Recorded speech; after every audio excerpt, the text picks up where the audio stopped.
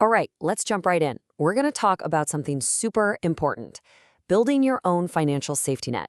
You know, that cash cushion that's going to stand between you and, well, chaos when life decides to throw one of its famous curveballs your way.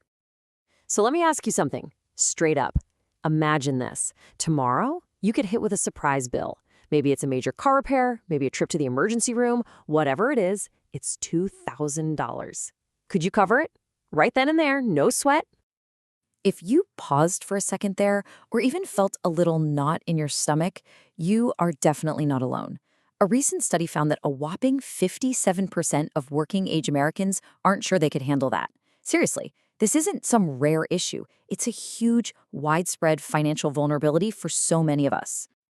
And, that reality leads us right into our first big topic, what we call life's unexpected shocks. Because let's be real, these things are just a part of life.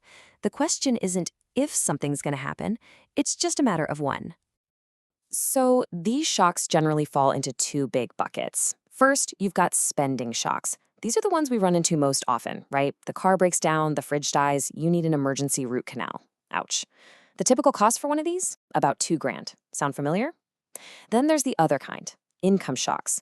These are rarer, thank goodness, but they can be way more serious. We're talking about something like losing your job. Okay, so what actually happens when one of these shocks hits and you don't have that cash cushion to soften the blow? Well, that brings us to the really serious part, the high cost of unpreparedness. And I'm not kidding, the fallout can be massive. It can start this downward spiral that is just so hard to pull out of. When you don't have that safety net, you're forced to scramble. And the options? They're usually pretty terrible. You might have to turn to insane high-interest payday loans, rack up a ton of credit card debt, or overdraft your bank account and get slammed with fees. Some people even have to skip paying rent or the mortgage, which puts your credit and even your home at risk. It's this awful, vicious cycle. And hey, if you're thinking, well, I've got my 401k, hold on a sec. Using your retirement savings as an emergency fund is a really, really risky move. When you pull that money out early, you usually get hit with a big penalty, often 10%, plus you have to pay income tax on it. And if you have to sell investments, you could be paying capital gains tax and selling at the worst possible time when the market is down. You're basically stealing from your future self, and it's a very expensive loan. Okay, that was all pretty heavy, I know. But here's the good news. It absolutely does not have to be this way. We're going to shift from the problem to the solution now. And the hero of this story? It's the emergency fund. So, what is an emergency fund, really? It's simple. It's just a stash of cash you set aside for one reason and one reason only: to cover those unexpected things that life throws at you. It's your financial shock absorber. Its whole job is to take the hit so you don't have to go into debt. I absolutely love this quote. It nails the whole point. Having an emergency fund isn't about being pessimistic or planning for disaster. It's about building resilience. It's about having a tool that can take what could be a life-destroying crisis and turn it into just an annoying inconvenience, a manageable setback that you can handle and move on from. All right, so hopefully you're on board with the why. Now let's get down to business with the how. We're going to break down the actual practical steps you can take to build your fund, starting right now. So the first big question is always, okay, how much do I actually need? The general rule of thumb is to have enough to cover 3 to 6 months of your essential living expenses. And here's a simple way to figure that out. First, just figure out what you absolutely have to spend each month: your rent or mortgage, utilities, food, gas, minimum debt payments. Look at the last few months to get a good average. Then take that number and multiply it by 3 and then by 6. Boom.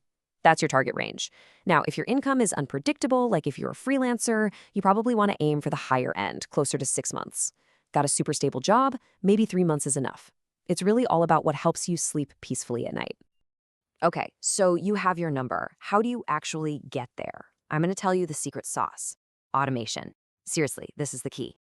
Number 1, set up an automatic transfer from your checking account to a separate savings account. Have it happen the day you get paid, before you can even touch it. Number 2, start small. Even $5 or $10 a week is a start. Consistency is way more important than the amount. And 3, anytime you get a little windfall, a bonus from work, a tax refund, throw a good chunk of it straight into that emergency fund. And listen, if that final target number feels huge and totally overwhelming, just look at this. If you can find just $6 a day to save, that's basically the cost of one fancy coffee. That adds up to over $2,000 in a year. It's proof that these small, consistent little steps really do add up to something big.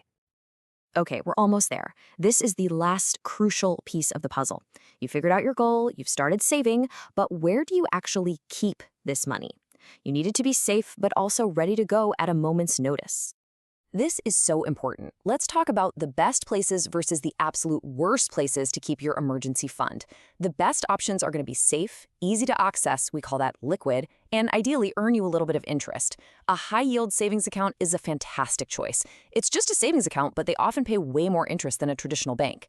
Now, the worst places, your normal checking account, it's just too easy to spend it by accident. The stock market, way too risky. You could lose money right when you need it most. Under your mattress, it's not safe, not insured. And, like we already talked about, your retirement account because of all those brutal taxes and penalties. So no matter what account you end up picking, think of this as your non-negotiable checklist. It has to have these three things.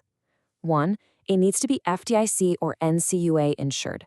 That just means your money's protected by the government, up to $250,000 if the bank goes under. 2, it should have zero or super low fees. You don't want fees eating up your savings. And 3, you've got to be able to get your hands on that money fast when you need it. No weird hoops to jump through. So there you have it. We've gone through the why, the how much, the how-to, and the where. The only thing left is to actually do it. It all comes down to taking that first step. So I'm going to leave you with this question. What is the very first, very small step you can take today? Can you transfer just $1? Can you open that savings account? What's it going to be to start building your financial safety net right now?